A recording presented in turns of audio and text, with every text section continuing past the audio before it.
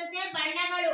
ಈ ಬಣ್ಣಗಳ ಆಟದಲ್ಲಿ ಆ ಬಣ್ಣಗಳ ಚೇರ್ಗಳು ಇಟ್ಟಿದ್ದೇವಲ್ಲಪ್ಪ, ಆ ಚೇರ್ಗೆ ನಾನು ಯಾವ ಕಲರ್ ಬಲೂನ್ ಹೇಳ್ತೀನಿ ಆ ಕಲರ್ ಬಲೂನ್ ಆ ಕಲರ್ ಚೇರ್ಗೆ ತಗೊಂಡೋಗಿ ಇಡ್ಬೇಕು. ಇಡ್ತೀರಲ್ಲ ಮಕ್ಕಳ?